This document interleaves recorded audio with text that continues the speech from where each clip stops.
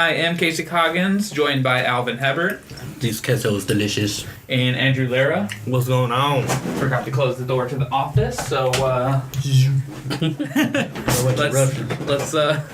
let's get started on some Super Bowl recap because we witnessed, in most people's eyes, the most boring Super Bowl in the history of the world. I didn't think it was boring because it was the type of football that I constantly preach about being the way to win Super Bowls.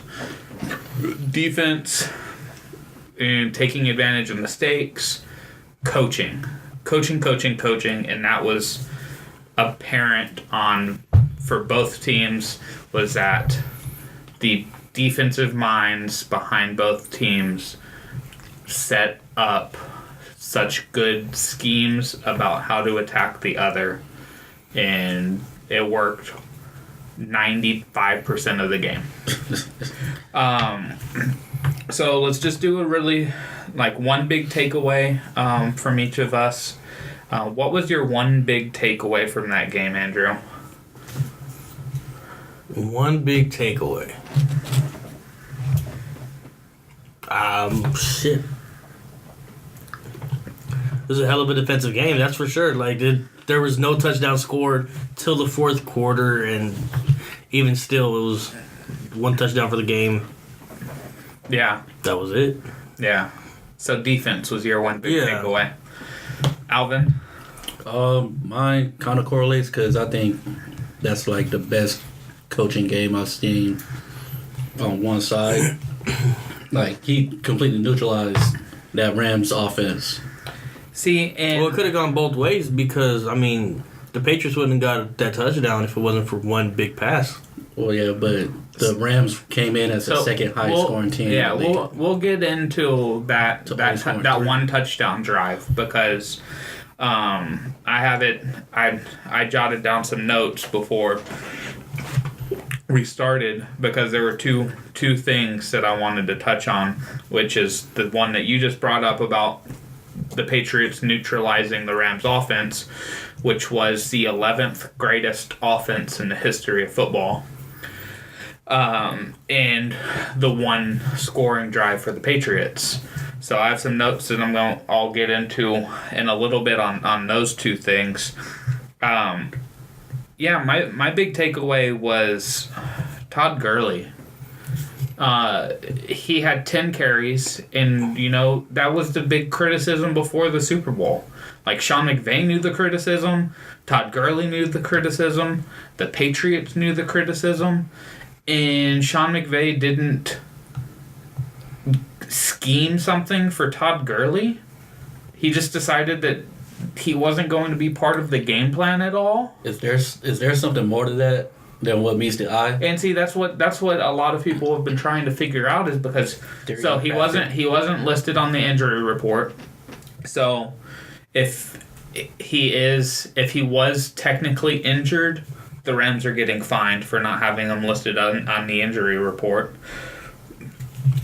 So I don't know if it was they just thought that would be the best strategy when if you look at their record, when Todd Gurley gets 20 carries, they're undefeated. They haven't lost when Todd Gurley gets 20-plus carries in a game. I think there's something more to that because I've been saying ever since he came back from his injury, he hasn't been the same. Well, see, he looked actually pretty damn good running the ball in this game. He was getting stuffed at the line. He had 10 carries for 35 yards, but there were a lot of his runs were single back formation, the way that they like to run, where they go the 11 personnel and they just run. But the Patriots were running a scheme that was neutralizing the inside, and you can see it as a spectator. Sean McVay is supposed to be this offensive genius mastermind, and he watches everything offensively. He doesn't worry about the defense. So all of his focus is offense. Is when the offense comes off the field, he's in the tablet. He's getting notes, taking notes. What are they doing? What are they doing? What are they doing? And he didn't change a thing throughout that entire game. He didn't say, oh, this is what they're doing. Maybe let's try to run these things. They didn't run any outside sweeps with Todd Gurley. They didn't run any screen passes. They didn't get their running backs out on the outside, which has always been the Patriots' neutralizer. Like, the reason why the Chiefs were able to come back in that game was because they realized that they're going to end up matching a linebacker on a running back, and they started running wheel routes and swing routes to their running backs, which opened up the passing game a little bit more, and that's when they started moving the ball down the field. On the Chiefs game-tying drive in the AFC Championship game, it was a wheel route to the running back that got them like 30 yards and got them like in pretty good position to be able to tie the game. So Sean McVay didn't want to try to do any of that with Todd Gurley, who's, the best running back in football. He wanted to just try to like let Goff sit back and try to pass the ball to beat the Patriots. Like, I know it worked for Nick Foles and the Eagles last year, but historically, in my eyes, the greatest quarterback of all time couldn't do it against the Patriots defense and Bill Belichick's mind. They're on the same team. Jared Goff. Well, I said in my eyes.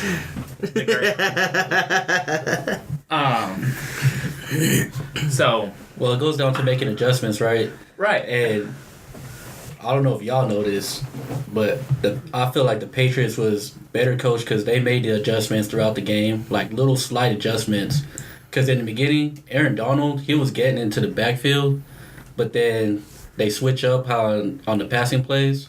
Like they were just going to do quick slants to Julian Edelman, look for him on the option routes, and it neutralized Aaron Donald, and he wasn't putting pressure for the rest of the game.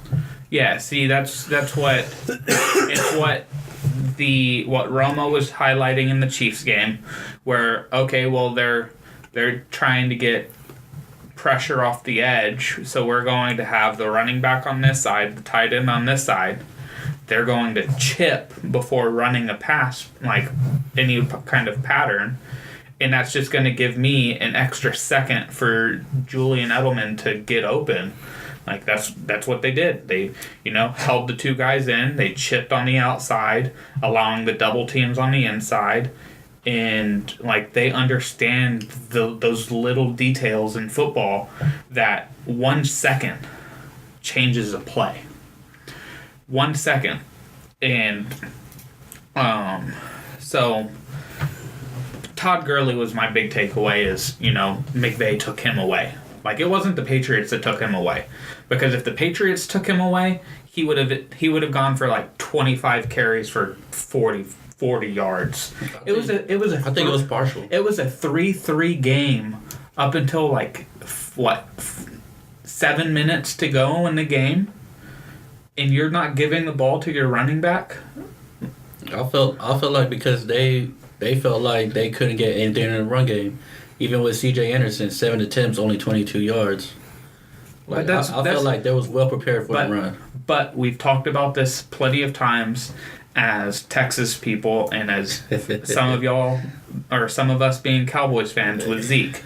Like, just because Zeke doesn't have it going in the first and second quarter doesn't mean you just completely abandon him the rest of the game. Just because the statistics show that Todd Gurley doesn't have it going, like, he broke a 16-yard run was his longest run. It was out of a shotgun. It was a draw play where they had it blocked up perfectly. He got a hole. He hit the hole hard and quick and had 10 yards before he was touched. And then they didn't do anything like that the rest of the game. And it's not just Todd Gurley in the run game. He was targeted twice. Like, he can catch the ball too. We know that he's a versatile back. Like, get him 7-8 targets. The weakness of the Patriots is their linebacker speed. Their linebackers are not as fast as some of the other teams' linebackers are. Oh no, Van Noy looked like he was a demon out there. So Van Noy, so the thing with the Patriots linebackers are they're incredibly smart. So when a linebacker knows that he can just take a beeline at something, they look a lot faster than they are because they're not having to break down or like if Kyle Van Noy was having to guard Todd Gurley in the flat or on a screen or on a wheel route or on an option route or on the angle route, Van Noy's not going to be able to do anything. I think they had Hightower on him. Even Hightower is not a very fast linebacker either. He's a physical linebacker. Like the Patriots defense is not set up to guard a running back in open space. It's just historically true is if you get your running back on the outside and get them on linebacker coverage, it opens up your offense. They didn't try to exploit that. Like, not one time did they try to exploit the running back on a linebacker because they had 5 receivers who had targets in the game. 5. No tight ends, 3 receivers, and their 2 running backs. They had C.J. Anderson had 3 targets. Todd Gurley had 2. Everything else was trying to get it to the receivers. Which leads me to the point that you had brought up, Alvin, about the Patriots shutting down the Rams offense. Because it wasn't... It was a lot to me. A lot of it had to do with Todd Gurley not being given the ball. But since they were trying to let Goff win the game and... If let's say what you were saying and that they schemed it to stop the run and Todd Gurley in the play action. But on the backside, what they did and what's been pointed out by a lot of analysts after the game is Bill Belichick actually took a game plan from earlier in the season, and it's funny because it was the Lions' defensive game plan. The Lions shut down the passing game of Jared Goff and the Rams. I mean, if they could stop the run, they probably win that game. So I kept hearing the Lions game plan, and I'm a Lions fan. Like, I remember that game. It didn't end well for the Lions, so I went back and I looked. It was 16-13 with 8.5 minutes left in the game. And I remember coming in to this podcast talking about the Lions and the Rams game because Matt Stafford seemed to just get frustrated by not being able to move the ball. He got sacked a few times. He was under constant pressure, and he was scrambling out to the right, and he tried pitching the ball to the running back. Do y'all remember that play from the Lions-Rams game where Stafford just pitched the ball to the running back, it hit his hands, bounced up, and the Rams recovered the ball? Yeah. So they scored a touchdown on that immediately after that. They only had like 23 yards to go, and they gave the ball to Gurley twice, and he ran it in. Yeah. So, and then later in the game, they had another good drive and put up 14 points in 5 minutes against the Lions and made it kind of a runaway. But Jared Goff's stat line in that game was 17 of 33, so just over 50% completion, 207 total yards, 1 touchdown, 1 interception, and a 45.7 QBR. Had it not been for Todd Gurley and Matt Stafford's stupid pitch idea, the Lions might actually win that game. It wasn't that high-flying Rams offense that you saw earlier in the season. So in the Super Bowl, using the same defense, Goff, 19 of 38, so 50%, 229 total yards, 0 touchdowns, 1 interception, 13.4 QBR. Straight garbage. And so I did want to... The interception from Goff. I did want to touch on that too. That was... That pressure that was applied. So, yes, pressure was applied. Also, his foot slipped on it. He was trying to throw back pylon to Brandon Cooks.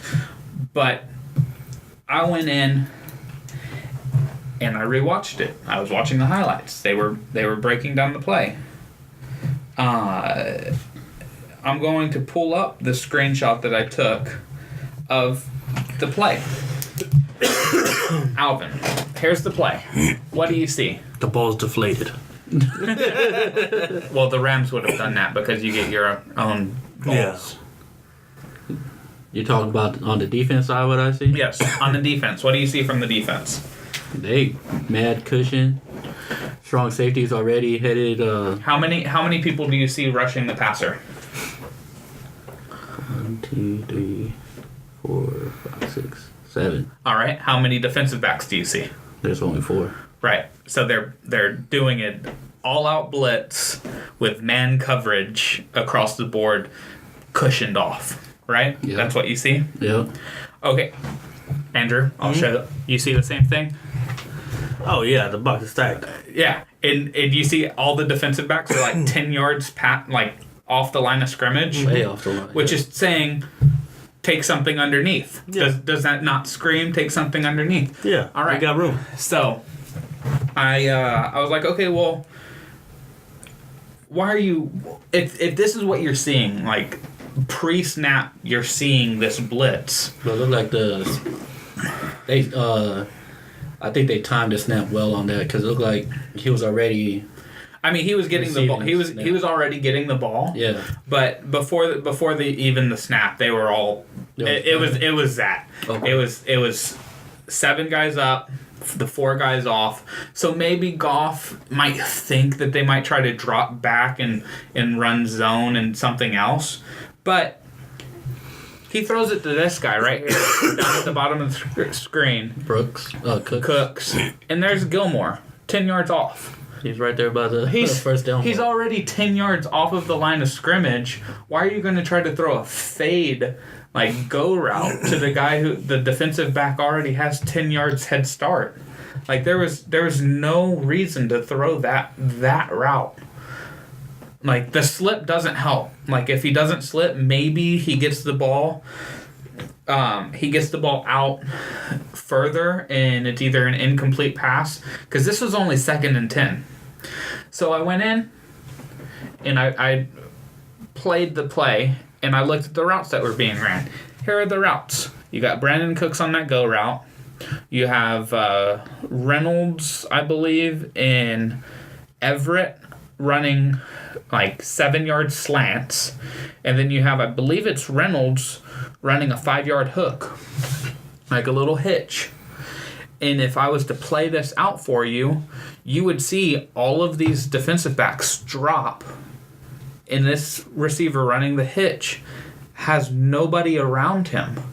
So I was thinking, and this is what I was going to talk about with what you see the Bradys, the Brees, the Mannings, the Rodgers do. Rodgers not so much because I think he trusts his arm talent enough too much. And for one point, let's say he does get off a clean throw, right? You feel that Brandon Cooks would have won a jump ball against a 6'1"? Absolutely not. Okay. Absolutely not. I was about to say because the height differential, even for that to even absolutely. If that was Steve Smith instead of Brandon Cooks, I would have said Steve Smith gets that ball because he's a dog. Yeah, because he out fought every defensive back in jump ball situations, being 5'9". But it's 2nd and 10. Goff knows what routes are being ran. I assume that the quarterback knows who's running what route. And before snap, you see sagging off everything, everybody pressing. So even if you want your quarterback to be able to, as the ball snapped, see all blitz. And instead of just because he ends up trying to scramble right. You remember that? He tries to scramble right and then throw it. Instead of so he obviously saw the blitz. All he needs to do is plant his feet, turn left, and throw it to that hitch, take the 5 yards, live to see another down. Because at the very least, right there, they're getting a field goal and or either going for it on fourth down. But instead, he throws this lob pass, it's intercepted, and then what happens with all the Patriots games in the fourth quarter when it's close, other than a couple of times, is that actually one time that I can think of, the only time that the Patriots haven't actually just marched right downfield in the fourth quarter late in the game is last year when there was a strip sack against Brady. Other than that, he's gotten the Giants games, he drove right down the field, took the lead, and then it took miraculous plays from Eli Manning, David Tyree, and Mario Manningham to help win those games. But other Panthers games, the first Rams game, the Eagles game, Falcons, Seahawks, they tire the defense out, and then they're like, okay, well, now let's do this, which we haven't done all game, and let's see if they stop it. And they just march downfield, and they did it 2 consecutive drives. They couldn't move the ball all game, and in 2 consecutive drives, they look unstoppable. That's what I was saying. You got the number 2 ranked offense in the league this year, and voted as the number 1 ranked offensive line this year, and they got their asses handed to them. Like, if you would have said who would have more pressure on the quarterback, you would think immobile Tom Brady, Aaron Donald on the other side. You would think it would have been the Rams that would be having that kind of advantage, but it was so lopsided. It was. I mean, to be fair, they got decent pressure on Tom Brady for most of the game. They didn't get the sacks, and they didn't get... let me pull it up. I think he did get sacked. I think he did, but that was like in the first quarter or so. Not as much as fucking Goff got sacked. Yeah, he got sacked. Brady got sacked 1 time, and it's not like Brady had this tremendous game. And Goff got hit a lot too. If he didn't get sacked, he got hit a lot also. Right.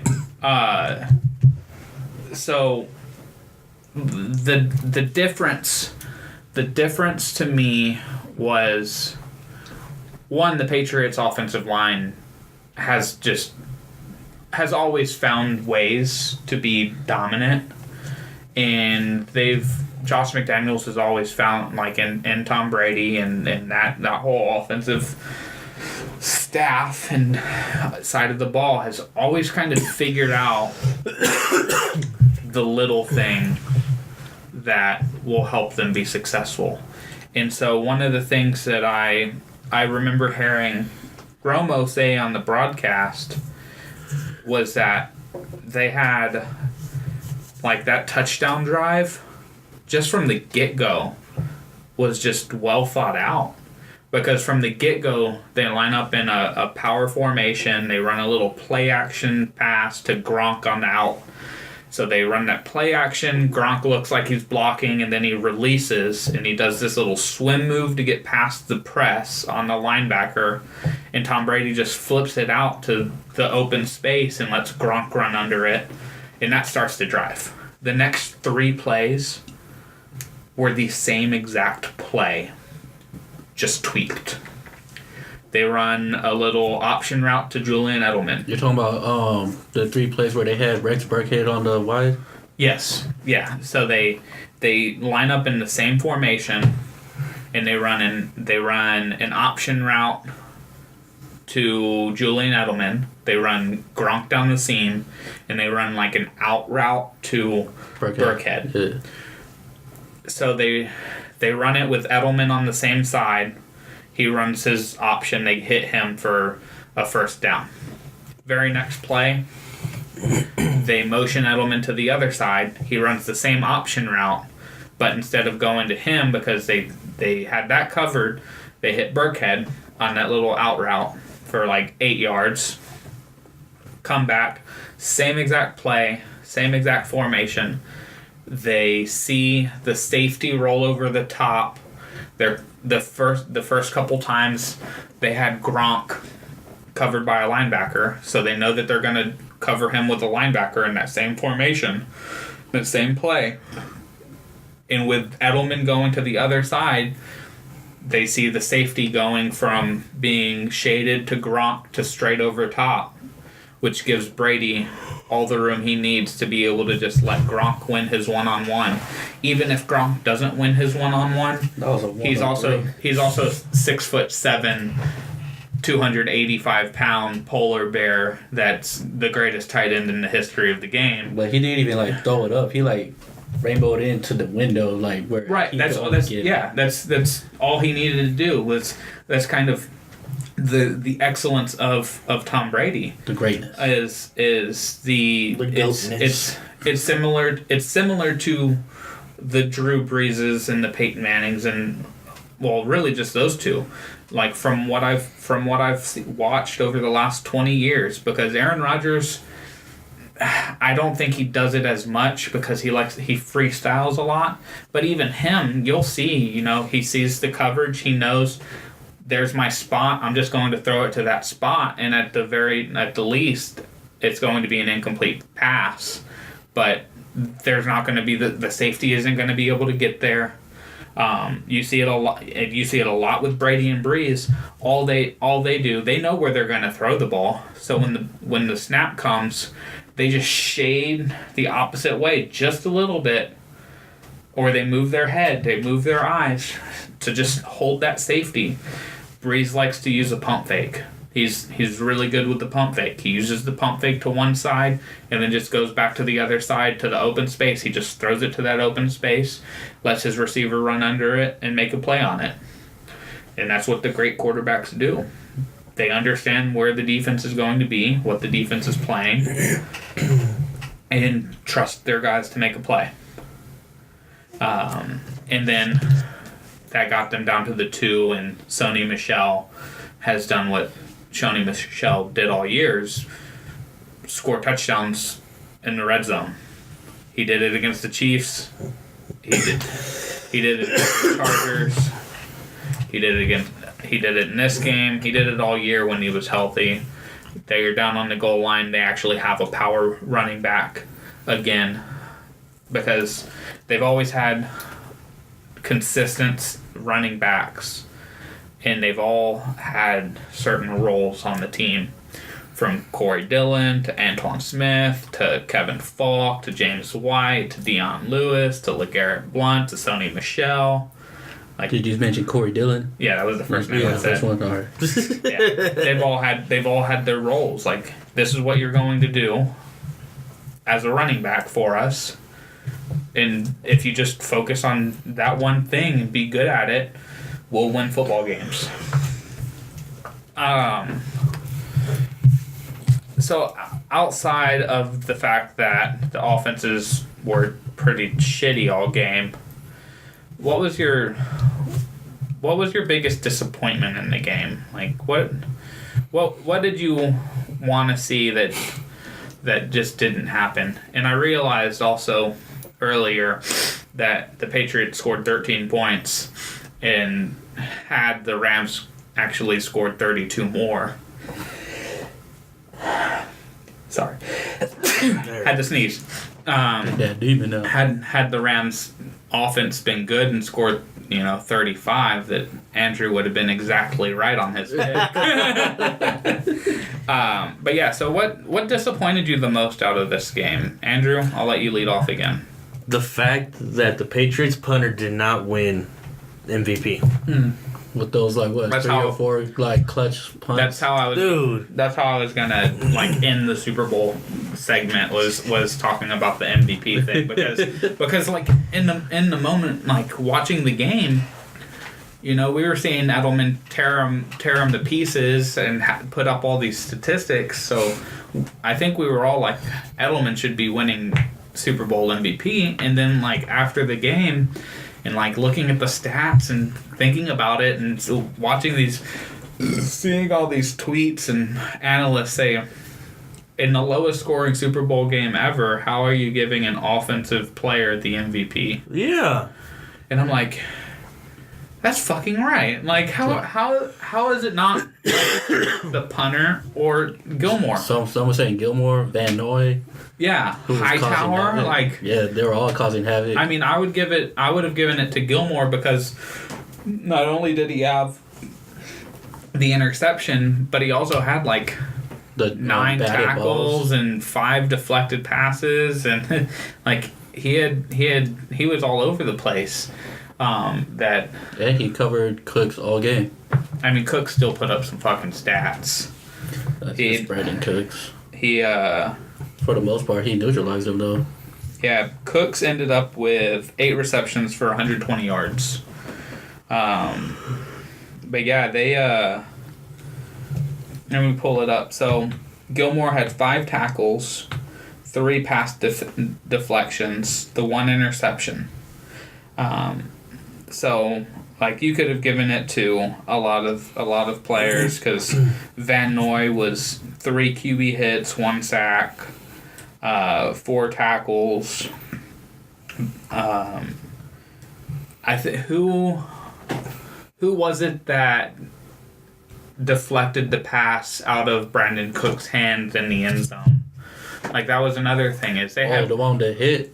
no. The Brandon Cooks was wide open in the back of the end zone in like the second quarter. Maybe it was the third. What's that, Chung? And no, it was after Chung was out. It might have been his backup that did it. Well, no, because his backup did it on the sideline right before the play before the interception.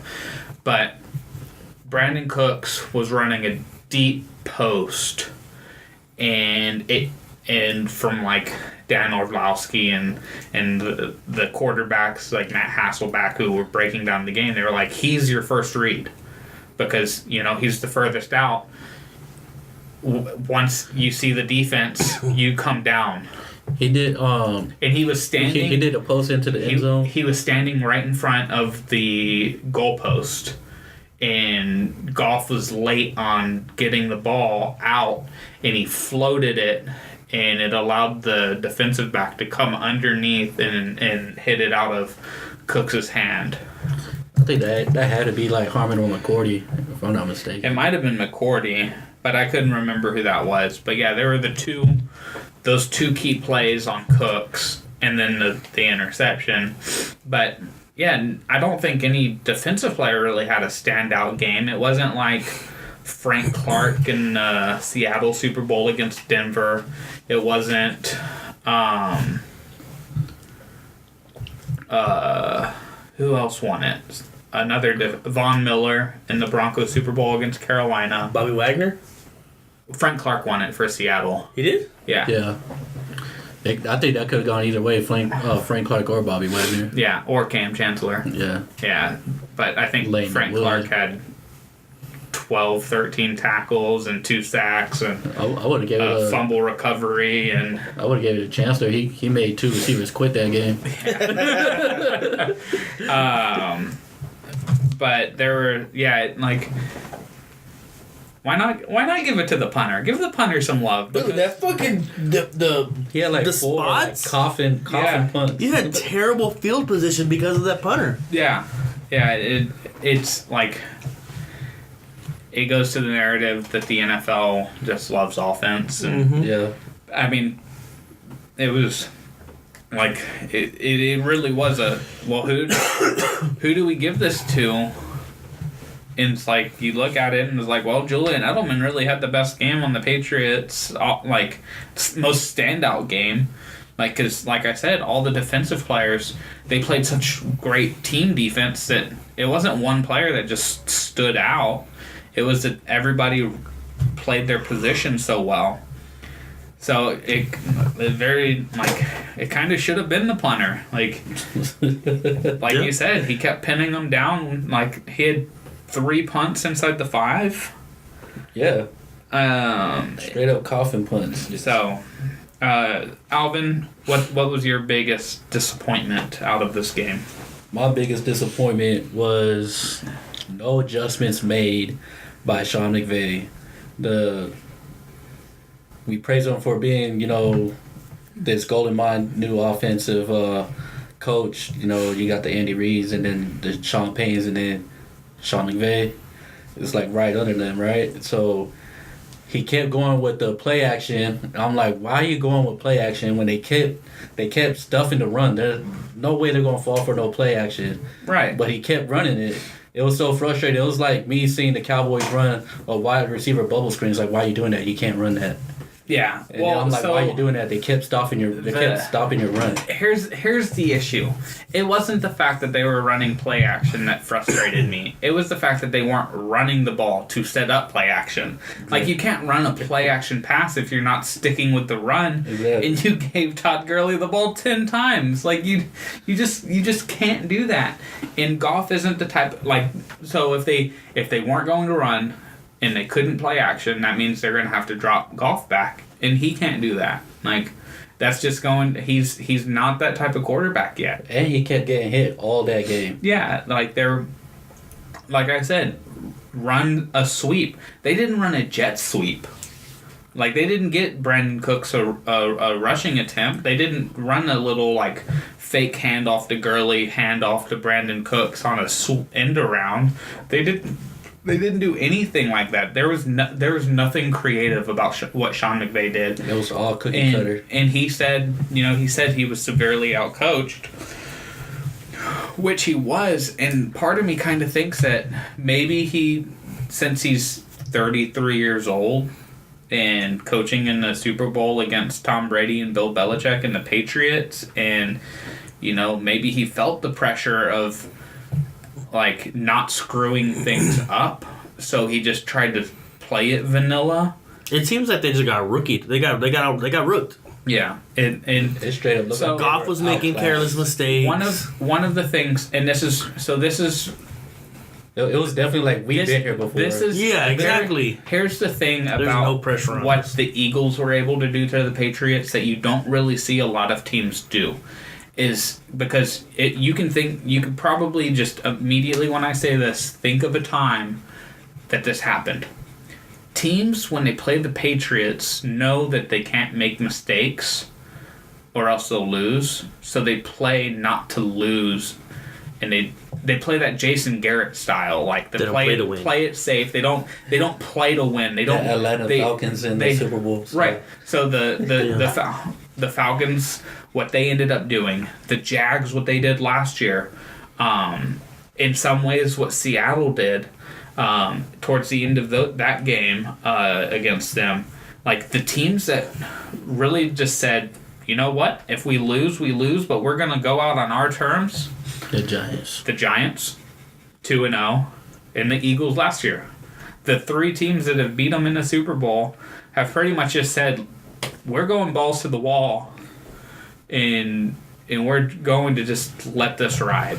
If we end up getting blown out, we get blown out. But like, And we're going to show you our nuts. Yeah, exactly. We're going to just lay it all on the table. Just let it all hang out.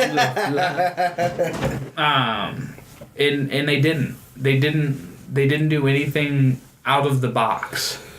And while, again, 3-3 game going into the fourth, like 5 minutes into the fourth, it was a close game, so they had no reason to really go balls to the wall. But like, why not at least do something different?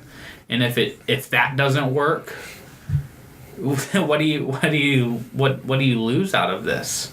Like, you're obviously not going to score the way that you're playing right now.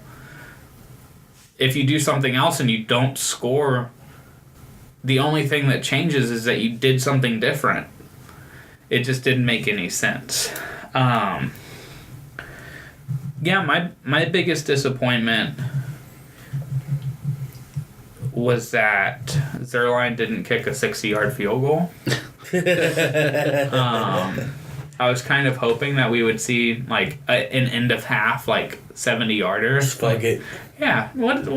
Yeah. Screw it. You can do it. We're in a dome. But really, I think like my true disappointment was that the Rams, like you said, Alvin, didn't make any adjustments. But it wasn't that. To me, it wasn't the adjustments.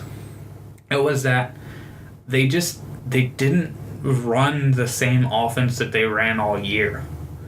Like, they made an adjustment to run what they ran in this game, But what they ran in this game was completely different from what they ran all season long. There was no utilizing the tight ends. There was no utilizing the crazy motions and formations and doing all the elaborate stuff before the snap. And I forgot who I was listening to talk about it. But, so you know the 15-second rule where when a play clock gets to 15 seconds, the microphones shut off in the players' helmets. Well, the Rams were constantly getting to the line with 15 or less seconds so that Belichick couldn't adjust his defense. They had to adjust on the field. But the Patriots are so damn well coached and they execute things so well that why are you not doing the same things that you did all season long? Because, well, yeah, they don't have the ability to talk. You don't either. And you're trusting Jared Goff to go out there and make something happen without having the headset on of like...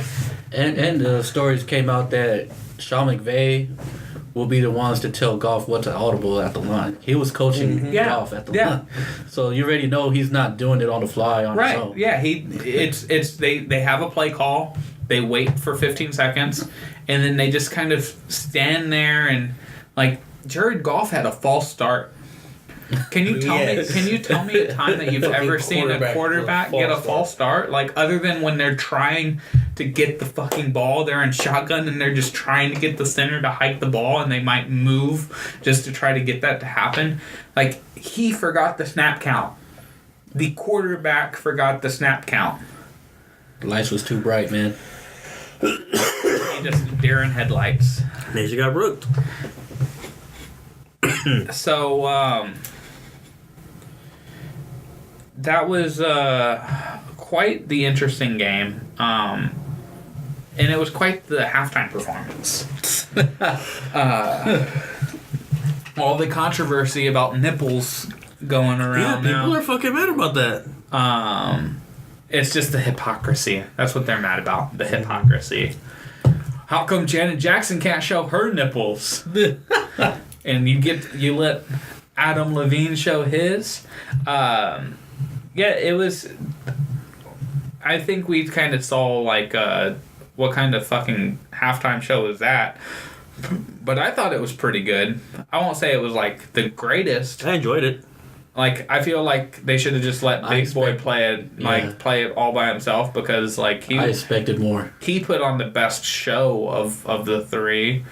And I think Travis Scott didn't know that he needed to kind of edit his verses a little bit, so he got blurred. He got bleeped out and censored on his... muted. Yeah. But like, we were also disappointed that they didn't actually play all of Sweet Victory from SpongeBob. They didn't play any of it. They showed the intro to it. Yeah, they did. And then it was the intro to Travis Scott's Sicko Mode.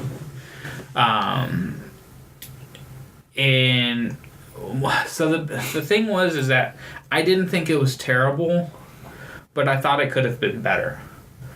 Because, like, I was saying while it was happening, like, I used to not really care for Maroon 5 just because they were just kind of a little too boy band pop rock for me, and there was something about them that I didn't really care for. It could have been the fact that it seemed like they just I don't know. There was just something that I didn't like about them when they first came out. And then I saw Adam Levine play instruments and realized that these guys are actually fucking good musicians. Magicians.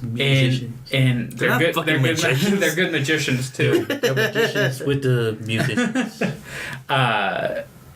And so, like, Adam Levine has a couple, like, guitar solos that he was trying to play, but they didn't like This one over They here. didn't- So what is he, Prince? they didn't Yeah. they didn't isolate it. They didn't actually like let his guitar playing shine the way that it should have. They like all of the noise should have been dropped, and it's like the end of what's the song? There's a song where it's a rock song, and all the lyrics, the drums, the bass guitar, they all drop, and then it's just a little like guitar solo to end it. I see it in Guitar Hero right now. I feel like I'm thinking of like Cliffs of Dover by Eric Johnson. But they didn't let the guitar shine from Adam Levine, and like their performance was good, and like it didn't look like he was lip syncing at all, and Big Boy came out and rocked the house. Came out and That squirrel jacket. yeah, For the fur 2 coat. minutes that he was out there. he was out there for was it 2 minutes? I feel like he did like I felt like it was so short. I thought he did 2 songs. He did part of Kryptonite and then part of which one was from Speaker Box? The Way You Move. Yeah, with Sleepy Brown. Yeah, Yeah. and they were wearing those ATLians Those jackets, ATL, yeah. those bomber jackets. Hell yeah. So I mean, it wasn't terrible. Like the Coldplay with Bruno and Beyonce, I think it was, right? Coldplay brought out Beyonce and Bruno Mars. Bruno's done it like No. 17 times. Bruno's done it like he headlined it. Right. Yeah. No, but I'm talking about there was one where Coldplay was the headliner and people talk shit about Coldplay and Yeah, that's when they brought Beyonce, like, that's where that picture of Beyonce started. the black, Where she's like the Hulk. yeah. Yeah. That was that year where she like stomped the yard onto the stage. Yeah, because she started out in the field Yeah. with all the people behind her. Yeah, so they brought out Bruno and Beyonce. That was a terrible halftime performance. Yeah. Like that was like I don't think Beyonce was very good in it. I don't think Coldplay was very good in it, and I don't think Bruno Mars was very good in it. It didn't go together well. Like it was 3 isolated acts and they were trying to make it work. That was a terrible halftime show. This one I feel worked together well, but I feel like they didn't let it shine the way they could have. I think that lineup it should have been more hype than what it was. Mm-hmm. It had the potential to be a real like dope Super Something Bowl great. Yeah, halftime show, but I was left like, but I'm a Maroon 5 fan. Andrew's a Maroon 5 fan. Alvin, I don't know what your feelings for Maroon 5 He hasn't are. heard. He never heard of them until Sunday. I like their But- music. But do we all agree that if they would have just had like Atlanta rappers out there doing a halftime show, that it would have been a better halftime show? Oh yeah, that stadium would have been rocking. I think well, and it's just rap music in general has become But they wouldn't play. The rappers wouldn't play. they boycott. Yeah. I don't think they all would have boycotted. I think I think the Atlanta ones would. I don't know. You just had Big Boy there. Big Boy's not really Atlanta no more. What? No more. Big Boy's in LA now. What about T.I. or Andre 3000? They're the same shit. T.I. ain't really from Atlanta. Bankhead. Andre 3000's an actor. Even if it wasn't, if it wasn't Atlanta rappers, like throw out Bun B, throw out some of the South rappers. They had Travis Scott. Man, you could have pulled out Waka Flocka and that it would have been bumping. Yeah, they And then another thing would be is, would they agree to it if they had to fucking censor half their show? you wouldn't have to censor half the show Yeah, you would. if they performed the same way, but they play the songs on the radio. Yeah, that's not them performing it though. I don't know. I think they could have found a way to do a better halftime show than what it was. I don't think it would have Bruno Mars every year. Hey, the ones that Bruno Mars has headlined, they've been pretty great. Yeah, Pretty solid. I mean, he's a tremendous live performer. Bruno Mars, Justin Timberlake. Bring out a Prince hologram. I don't know about that. No? Only if they also bring out a Michael Jackson hologram. And Because half of Prince is like improv. Yeah, see, I think that was kind of what made, like, You're right. Bomani Jones actually wrote an article on this, because I remember reading it. He wrote about the similarities and differences about Michael Jackson and Prince, and it was actually in Playboy magazine. I saw he had tweeted something about the article, and so I went and read it, and he discusses that everything Michael Jackson was a perfectionist. Yeah, And he was so crafted, and he was calculated. The way that, you know, the performance was, and the way his voice sounded on the track, and everything had to be exactly perfect. And what made Prince was that he wanted to bring out flaws. He wanted to show people that not everything needed to be clean and pop and pristine, and so he would play. He did songs that I didn't like when I first started listening to Prince, because it just sounded so muddy. You could say it's gay. It was no, not even that. But it was like, it's like some grunge music to me. It's like I just can't really listen to grunge music because it doesn't sound like it's not that clean. Like, you hear all of the There was never a performance that was the same. instruments and there you hear all of the lyrics, you hear everything, and like you can just feel like you're in the room when they're recording it. Whereas with Prince, it was always like, we're going to just do shit different. We're going to, like, everything is going to be a risk with Prince. And that's why, like, it's hard to, it would be hard to do a Prince concert justice by giving him a hologram, unless you were actually just replaying a performance from a previous time. Purple Rain, Wild in the Rain. So, but yeah, those, like, the entertainers are the way to go. The Brunos, the Beyoncés, like, even Katy Perry's halftime show wasn't bad. With the Sharks. Yeah, like it was a good halftime show. Like, you know, I might not listen to her music, but like, just watching the show, you're like, that was a good performance. That was like, I could actually appreciate what she did and what Lady Gaga has done in her halftime show. Like, I can appreciate the entertainment value of what they did. And that's kind of where I'm at with this Maroon 5 one, is I appreciate the entertainment value of what they put together, but I think that those three artists are too good to not put together as good of a show as they could have. While I don't think it was a terrible performance and I liked it, thought it was good, I know that it could have been better. So any last things on the Super Bowl that you would like to point out, discuss, before we put a wrap on the NFL season? Nah, I got nothing. You could put a bow on the NFL season.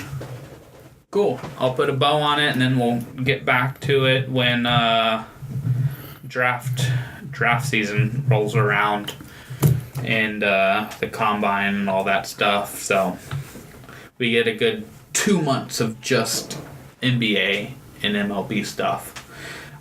So let's get on to On Fire and Dire and Prophecies and wrap up the week. Speaking of the NBA, I'm sure most of this is going to be NBA talk, because shit's going down. There's drama abound, as I think I've said for the last 3 weeks on the podcast. Andrew, you're the leadoff man all of tonight, apparently. Just that's how it came to me. What's your fire? My fire is not NBA, and it's actually still with the NFL.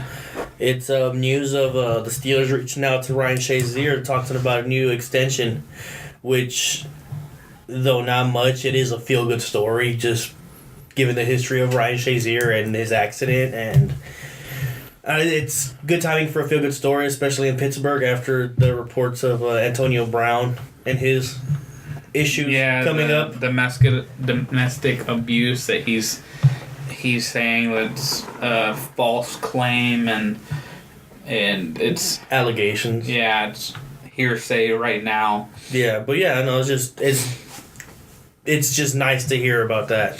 Yeah. They're reaching out for an extension.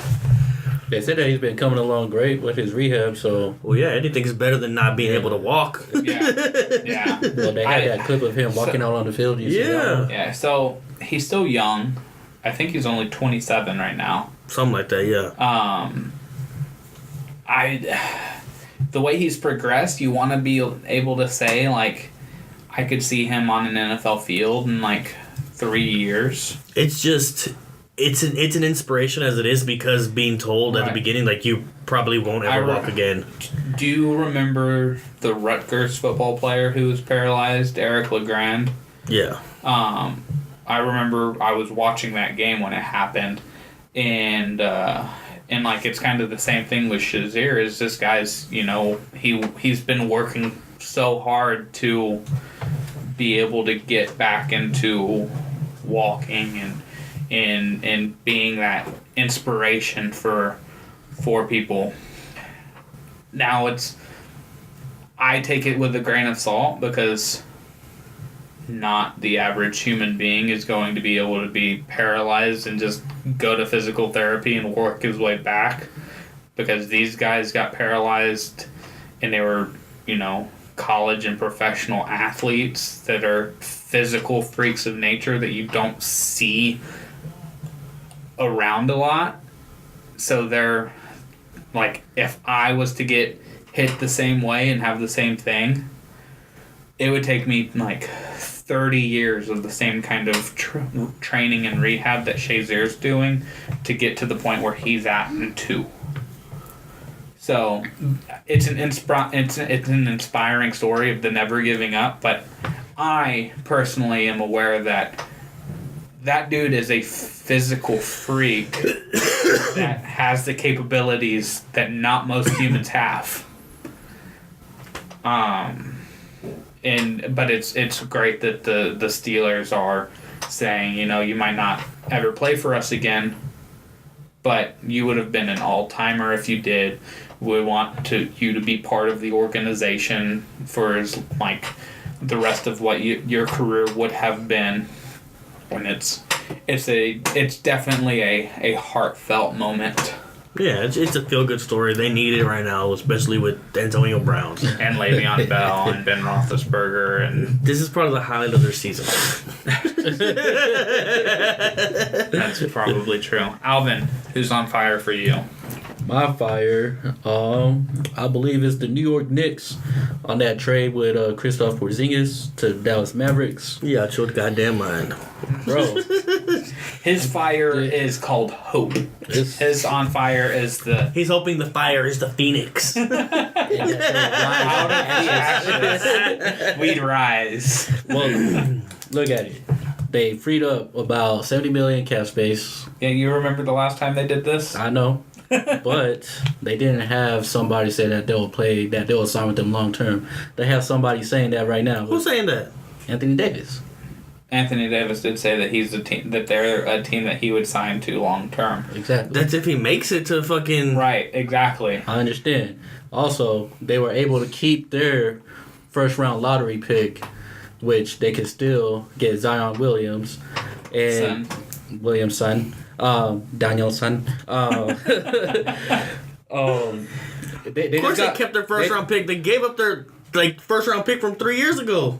Hey, I felt like they made a smart move because Kristoff was already saying he wasn't going to sign with them long term, and that he was unhappy there. That's not what he was saying. He was saying he was unhappy there. That's he said he was tired of losing. But he was saying he didn't want to be there. All he was saying, no, that's definitely His not brother? what it was. It was fucking James Dolan's ego. They had a meeting, and so the Knicks were already trying to find out what they could get for him, because that's why it took. They were like, yeah, we're listening to offers. Bam, trade done.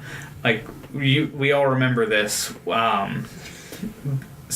They had a meeting where they wanted Kristaps to say he was unhappy, and what he was saying was that he just wanted to be a part of the plan. Like, he wanted to know what their plan for the future was. And when that was the answer that he responded with, they were like, all right, well, you're out. Yeah. Like, the Knicks treated him like trash. I don't think the Knicks treated him like trash. I think he really Phil Jackson hard of hearts that he wasn't going to sign everybody like trash. So when they had they traded like Bello like a king. No, that's true. That's because he was the free agent that they got. Yes, that was. Well, they traded for him. Yes. Amari, but he re-signed. Well, he signed the extension as soon as he got traded. Yeah, so of course they're going to treat him like a king. But to be he fair, said he wanted to play with the Knicks. He wanted to play in New York. There was murmuring that he might go to Brooklyn if he got to free agency. And so the Knicks were like, we don't Brooklyn could offer him more money. Right. The Knicks were like, well, we don't want him to go to Brooklyn, so let's trade all of the assets that we have now for him. And it's that trade's really tricky to gauge, like, who came out on top. Well, that's what I'm saying. That for a long time, they just been in a rut of signing bad contractors after bad contracts after bad contracts. Oh, this is a generational thing. Now they're all... It's not a long time. Yeah, that's what I'm saying. Now they're all relieved of that. Now they got room to play, especially this offseason. If they don't get the big names, there's other names out there this season that have also said that they wouldn't mind playing in New York. Okay, so hypothetically, they've traded Porzingis. We got that. Let's say the fact that they traded him says a lot about their organization. They don't land Kyrie, Anthony Davis, or Kevin Durant. Who do they sign to make this all holy hope of cap space? You still got Jimmy J.R. Smith. You still got Klay Thompson out there. Kemba Walker, because these players still haven't signed extensions. Those guys aren't going to win. Are we aware that Porzingis... And see, here's the reason why I kind of think that the Porzingis deal was kind of good for the Knicks, is because he's 7'3" and like 25 pounds, and he hasn't really shown. He's injury prone. Every year he's been hurt. That's what I'm. Hey, same thing. That could be said about any player in the league. He torn an ACL, including Anthony Davis. But he torn his ACL. Also, to be fair, Steph Curry had the same issues until he, kind of physically rounded into shape. Porzingis is what, 22, 23 years old? I don't know. But he tore an ACL. Steph Curry was just twisting his ankles. Those big twists. There were severe ankle sprains, I understand. But I'm saying there's a difference between ankle sprains from a torn ACL. I don't know, man. And they still got Knox there. Yeah, he turns 24 in August. So he'll be 24 at the beginning of next season. And he's, like I said, he's still physically kind of rounding out. Quite literally, as far as just strengthening the legs, because that's just kind of the thing with 7'3" guys, is like 7-footers and above. When they're scrawny, when they're super thin, they tend to be injury prone until they build up the strength. Kevin Durant in his first 4 years was injury prone. He was injury prone until his last 2 years with Oklahoma City. That plantar fasciitis. He had issues. Just because he's injury prone now doesn't mean he's going to be injury prone in the future. But it was still a dysfunctional relationship between the two. Porzingis wanted to know what they were going to do to win, and the Knicks didn't have an answer for that. Exactly. So it became a dysfunctional thing. So the best thing to do is just both of them go their separate ways. The Knicks have always been dysfunctional. They're always gonna be dysfunctional. They haven't always been dysfunctional. They're always James Dolan bought the team, and they became dysfunctional.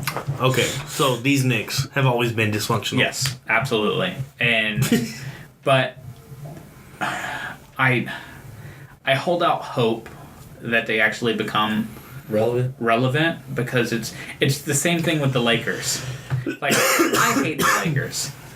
I don't really give a damn about the Knicks, but I hate the Lakers. But I know that the NBA is better as a whole when teams like that are relevant because it brings in viewership, it brings in just more love of the game. And I'm a basketball fan more so than any other sport, and I hope to see the NBA overtake NFL in popularity.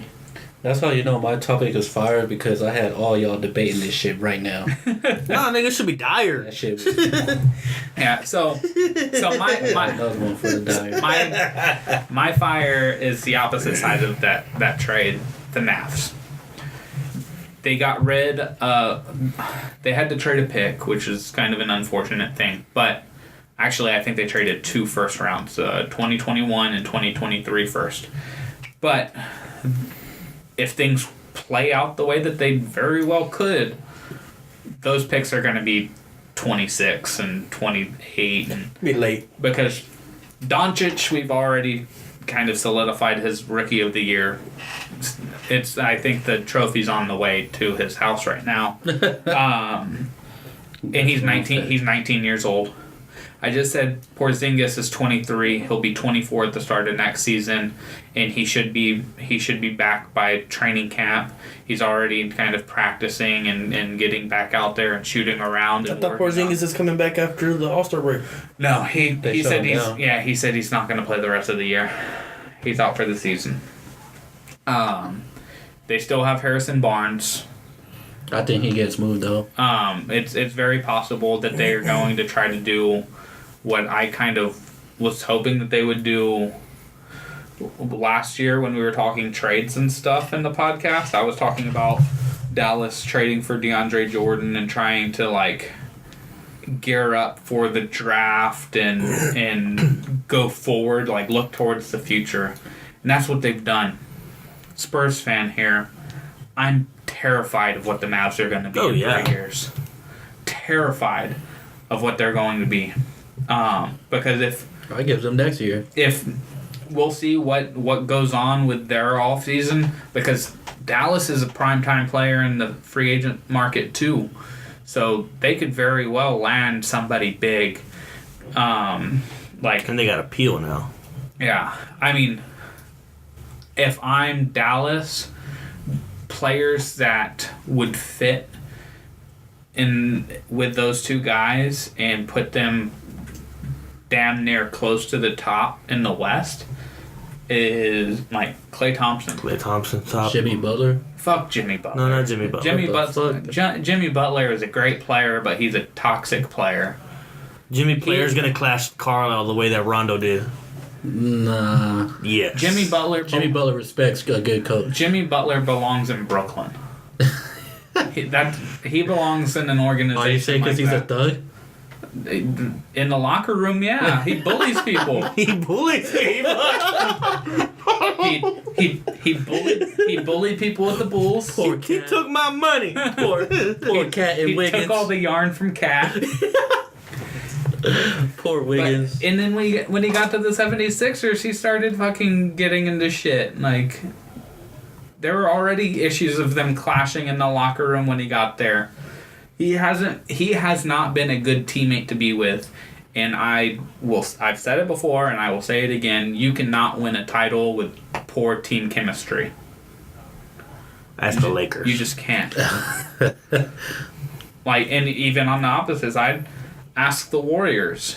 The reason they're winning titles is, like, one, it's because they're extremely talented, but two, because they're extremely talented. They understand that, and they love playing together.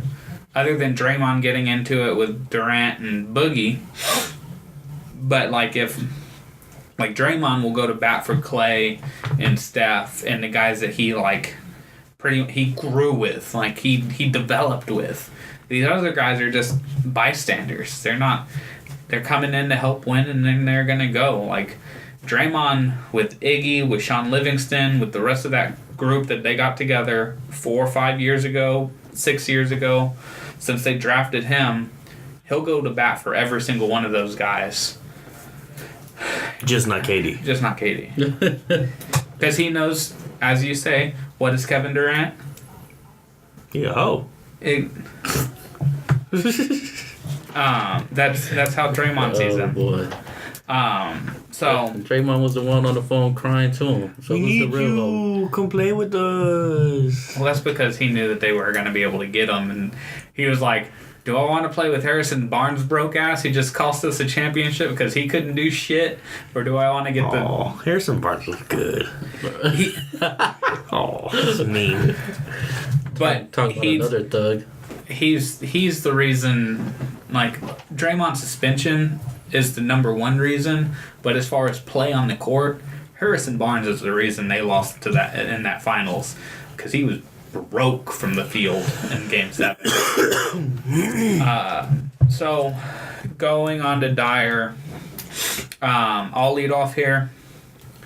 I'm going opposite of you on your fire. The Knicks are my Dyer, because when you are operating off of hope, it's gambling with loaded dice. Not even loaded dice. Like, you don't know that they're loaded. They're loaded for the house. You're gambling with loaded dice for the house. You're not. The house always wins. Oh yeah. Exactly. And in the opposite sense for the Knicks, you always lose in this environment. Like, unless, tampering is going on, and they're like, yeah, we can hold out and just get KD. We know KD's coming here. We know Kyrie's coming here. Or they know just one of those guys is coming there. And it's like, if we get one of those guys, another one will come, like Jimmy or Clay or whoever. Sounds real familiar. Sounds like the Lakers last offseason. And it sounds like the Knicks when LeBron went to the Heat. Like, we'll either get LeBron or Wade. And apparently... That's why Melo signed with them. Well, no, apparently they were close to getting them, but their pitch wasn't very good. Like, those two were going to go to the Knicks, and that's when Pat Riley stepped in. He heard that there was a likelihood of LeBron and Wade leaving to go to New York, and he was like, no. Come on down. I got a yacht. We're going to go out on this yacht and discuss this. And then the Banana Boat Brothers became. They emerged. That's the origin. Like the Phoenix. Man, it's been like that since forever. But yeah, they're operating off of hope. The only way that I see any good coming out of this is, as we talked about with Anthony Davis already saying that he would sign a long-term deal with New York. If I'm the Knicks and I see that, like the moment that news broke yesterday, I believe, I'm figuring out how the hell can I get Anthony Davis in a trade. Like, trade the Dallas picks, trade your first this year, give them the 4 first, give them Kevin Knox that you just drafted. Like, do whatever you need to do to get Anthony Davis. Because if you get Anthony Davis in a trade and can lock him up while the Lakers are trying to give all these bullshit pieces that their last deal was pretty damn good. But if you're the Knicks, you're not in the same position the Lakers are. The Lakers are the Lakers, 1, and 2, they have LeBron. The Lakers are going to be fine with or without Anthony Davis. The Knicks, you won't. You will not be fine. I can guarantee you that if you don't try to shore up something as soon as possible, something is going to slip through your finger, like your grasp, and you're going to end up with Jimmy Butler putting up mellow stats on a non-playoff team. And that's why they're my dire. I understand the fire aspect from you, Alvin. I understand that. You kind of special. So. I'm cynical. I'm what you call a hater. And I will hold that crown proudly. Alvin, who's on your dire line? My dire is the NBA. All because this is what they allow to be created. There's no more rivalries in this game, only by, well, you could probably say a certain handful. But this is the NBA that they allow LeBron James to create. A friendly NBA. Yeah, you want players to move, but they want to move and play with their friends, their AAU buddies, their agents, Pick me, buddies. Pick me. I have something to say. LeBron didn't create this. What? LeBron created this. For all that he fought for in the player agreement and all that stuff, this is all he fought for. So to be honest with that, LeBron has said, "I want to play with my friends." That's what he has said. But this friendly or creating these super teams and all this nonsense can be dated back a long ways.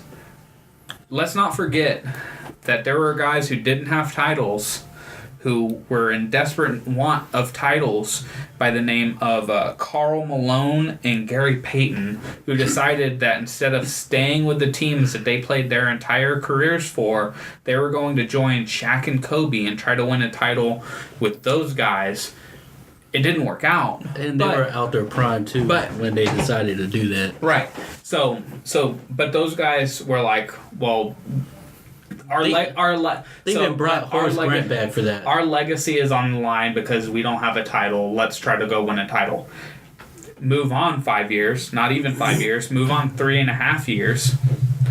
You have Kobe asking for a trade because he's tired of losing, but then you also have KG who's tired of losing, Ray Allen who's tired of losing, the Celtics who are tired of losing, and so the Celtics create a deal with the Timberwolves to get KG and work on... Are you putting that on the players, or is that just good GM movement?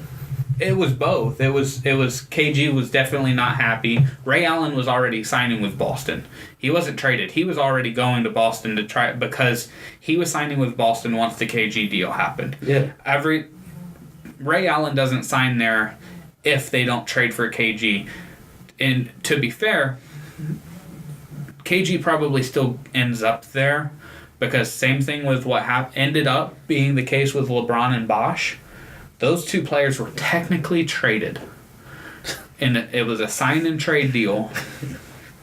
But they all called up each other and was like, "Hey, let's go play with each other." That's how that worked. But it was kind of the same thing with KG, Paul Pierce, and Ray Allen. They had played for the U.S. Olympic team too.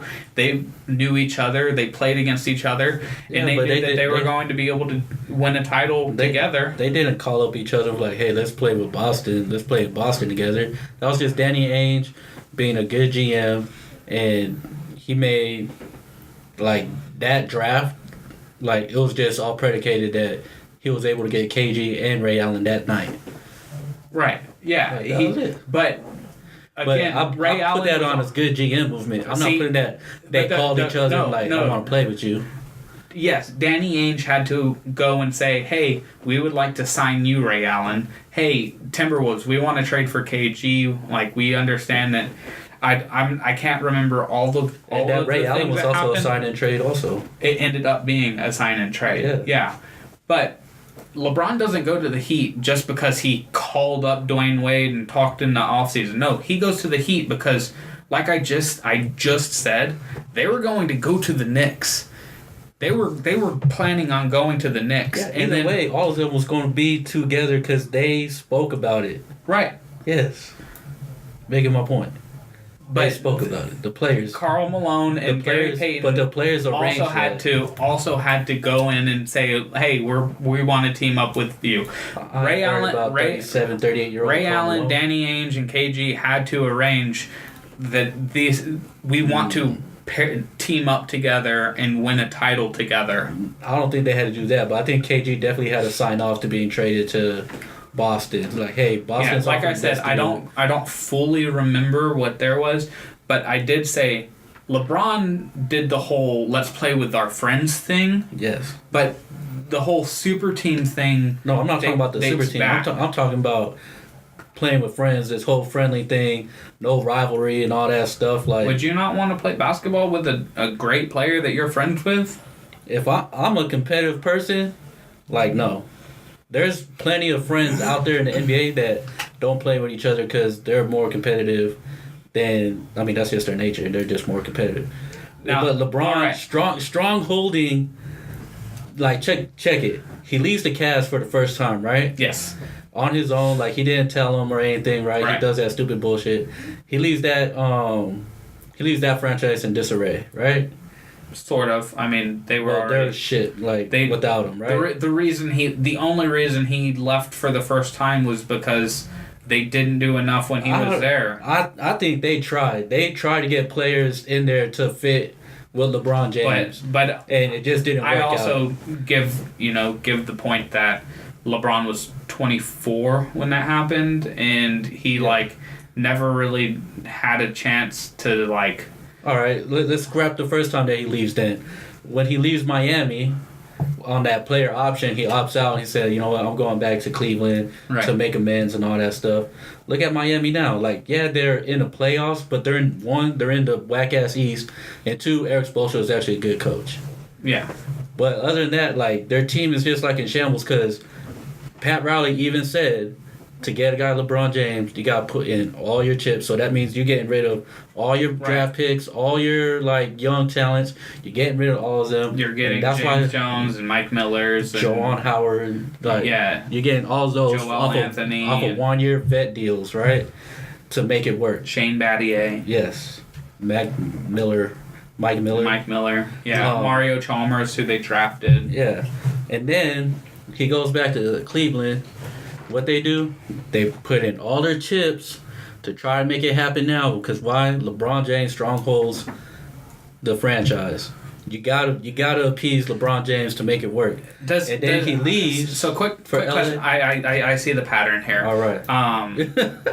Is there anybody else in the NBA that does the strong holding of the team that they play for? Like LeBron James? Yeah. I'm talking about like LeBron James. Yes. Are there any other LeBron players? James? No. Are there any other players? No, not like him. Who you got in mind? I don't have anybody in mind. Exactly. That's the point that I'm making. Well, that's fitting my point. It is LeBron James. Exactly. You let that dude do whatever he wants because he is going to give you the best chance to win if you get him. That's fine, but look at where the Lakers franchise is going to be in the hole once he leaves you.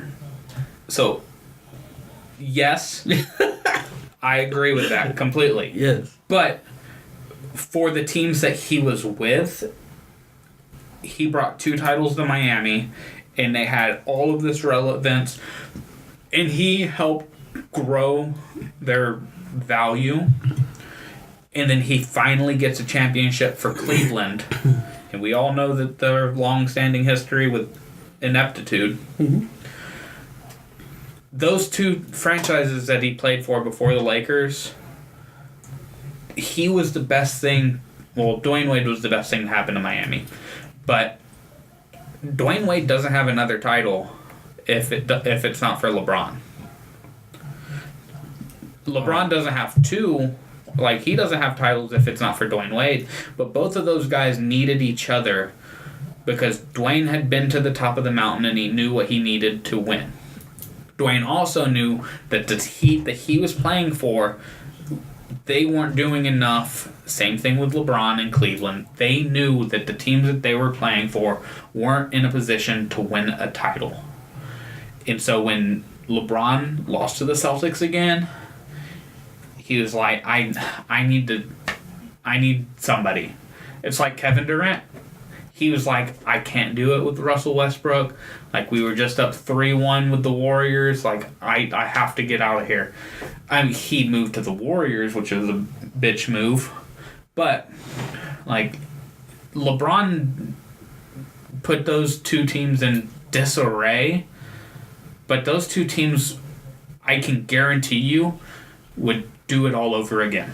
Well, yeah, because they got their title. But right. If they didn't get a title, they'll... But I'll send you an article that I read. This is why it fits into my diary on how LeBron James and the stronghold he has to an NBA franchise. You know who the president of the Player Association is? I think it was Chris Paul. Chris Paul. Yeah. Yeah. Like his best friend. Yeah, one of his best friends. His best friend. That's best friend. His best man. Yeah. Yeah. Like, you see where all the power chips lay with LeBron James? All right, thank you. Yeah, I mean, LeBron holds the biggest chip in the NBA, and that's he's the why house. He's the guy that everybody's trying to, like, him and the Warriors are the two things that everybody are striving to beat.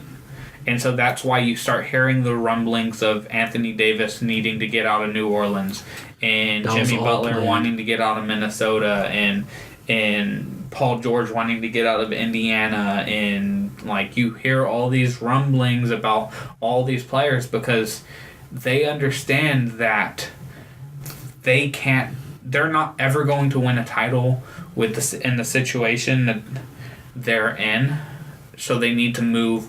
Just like LeBron realized it, just like other players in history have realized it, that without the title, they're going to be the Charles Barkley on the inside the NBA with Shaq.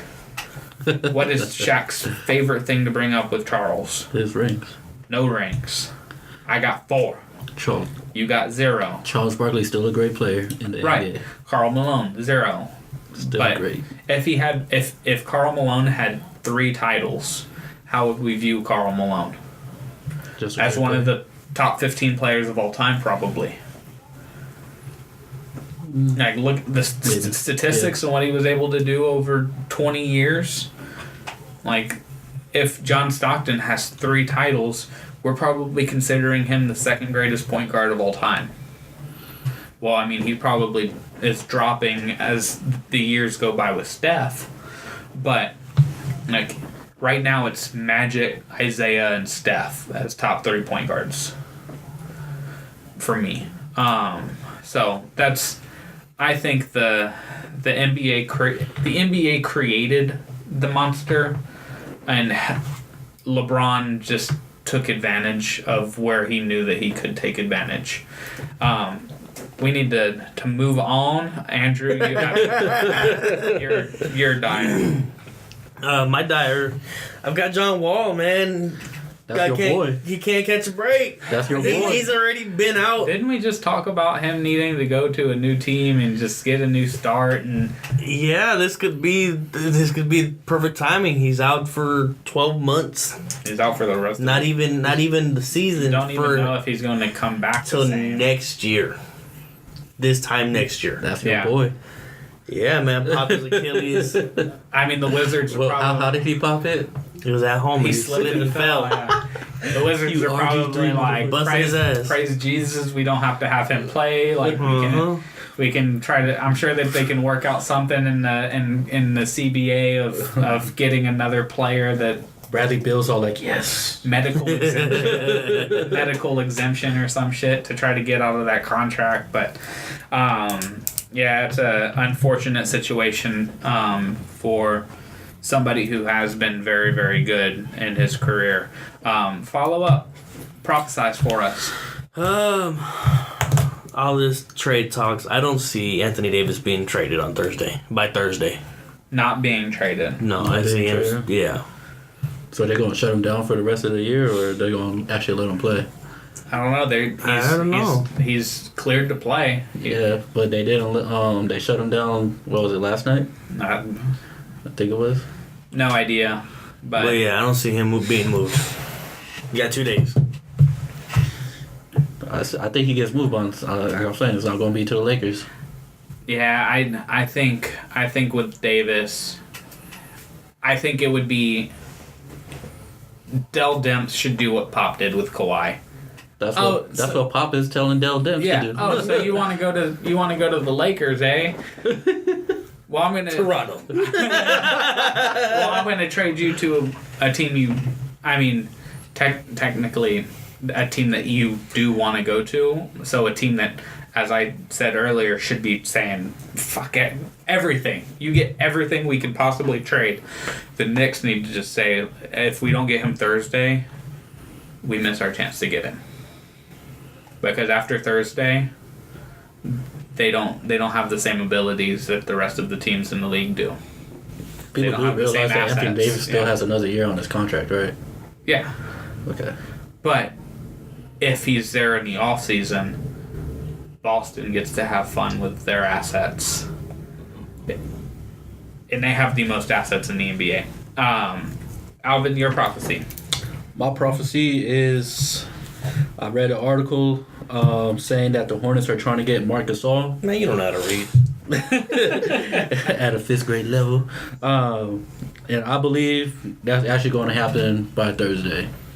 I think Charlotte that's to Marc Gasol. Marc Gasol to Charlotte. I think that's an actual good fit for Charlotte. To piggyback on you, because I have Gasol in my prophecy as well, I also have Aaron Gordon of the Magic getting traded To San Antonio. and Mike Conley getting traded. So I have all three of those pieces moving. I wasn't quite sure on where. I would personally love to see us trade for Aaron Gordon. Hell yeah. Because I don't think they're asking for a whole lot. And we don't have a whole lot to give. And if they're willing to Take Pau Gasol. take Powell and get that contract, yeah, because they're also apparently looking at trading Vucevic. Yeah. And listening to offers on him, and he might end up being traded to the Lakers, is what I saw. So, but those three pieces are going to be on new teams by the end of the trade deadline. And so wraps up another week. We'll be back next week to discuss the crazy trade deadline, because I do believe that things are going to happen that we did not expect. And I think it's going to be a pretty wacky trade deadline, because there are lots of teams with good assets and realizing, hey, I think the Kings make a big move. there's so many pieces that can be moved, and people are like, yeah, you can have this guy. Like, it's an auction right now. So we'll be back next week to discuss it. I am Casey Coggins, joined by Alvin Hebert, as always. Remember, Braun will trade you. And Andrew Lara. See ya. See you next week.